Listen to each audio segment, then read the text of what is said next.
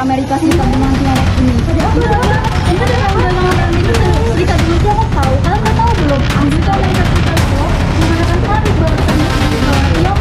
Jadi Tiongkok itu enggak dengan balasan gimana kalau kita bahas dari tahun 2018 tahu? Ayo.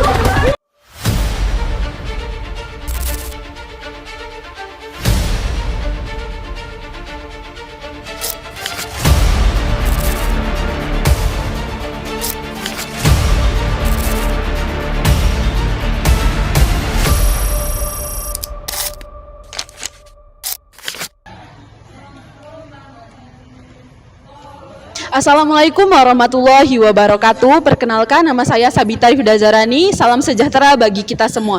Saya dari kelompok 9 dari Fakultas Hukum Universitas Malahayati. Pada kesempatan kali ini kami akan mempresentasikan hasil kajian kami dalam sebuah police brief yang berjudul Perspektif Hukum Mengenai Dampak Perang Dagang Cina Amerika Serikat Terhadap Perdagangan Internasional. Mungkin kita sering mendengar istilah perang dagang di berita, namun dampaknya lebih jauh dari sekedar persaingan ekonomi.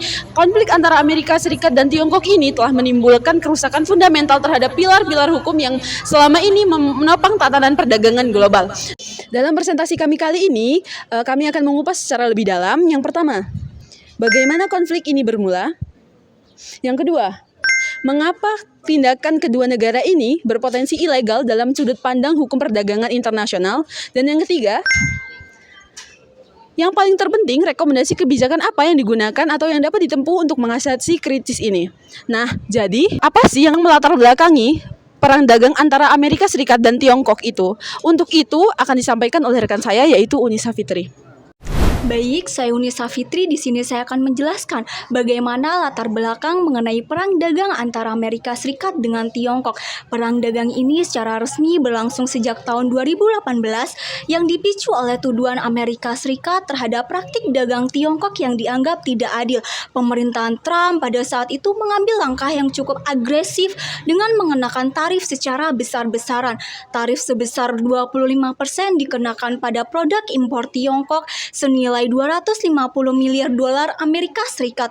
Kemudian yang kedua, tarif sebesar 7,5% dikenakan pada produk impor Tiongkok senilai 120 miliar dolar Amerika Serikat. Tiongkok tentu saja tidak tinggal diam. Mereka mengenakan tarif balasan antara 5% hingga 25% pada produk impor Amerika Serikat senilai 110 miliar dolar Amerika Serikat dengan target utama pada sektor pertanian dan industri mobil. Konflik ini tidak mereda meski pemerintahan telah berganti. Pemerintahan selanjutnya justru mempertahankan tarif ini dan bahkan menaikkannya secara drastis pada sektor-sektor tertentu. Contohnya, tarif untuk kendaraan listrik dinaikkan menjadi 100%, sementara sel surya dan semikonduktor menjadi 50%. Akibatnya, biaya dan aturan perdagangan berubah secara fundamental, menentang prinsip non-diskriminasi dalam hukum perdagangan internasional. Di tengah ketegangan ini, WTO sebagai lembaga penyelesaian sengketa justru mengalami kelumpuhan pada badan bandingnya yang membuat krisis ini menjadi semakin kompleks. Baiklah, saya Wangga Suprim Barok. Sekarang mari kita bedah legalitas tindakan kedua negara dari perspektif hukum WTO.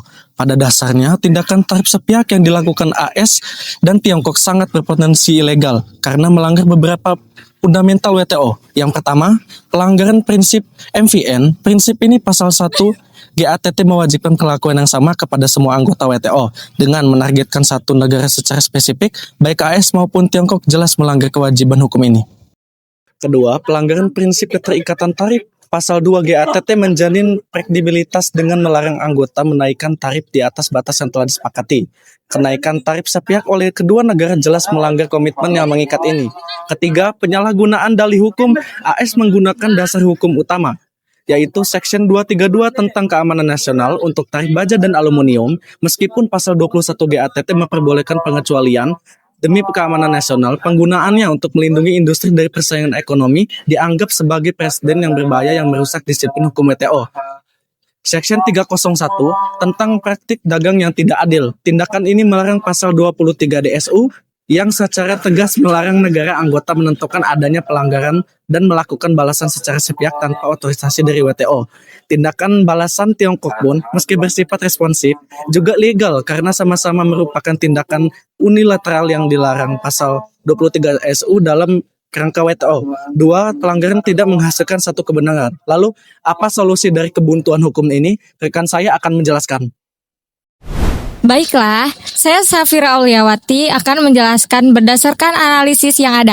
Kami merumuskan 2 set rekomendasi kebijakan yang saling melengkapi. Rekomendasi pertama adalah solusi bilateral untuk AS dan Tiongkok.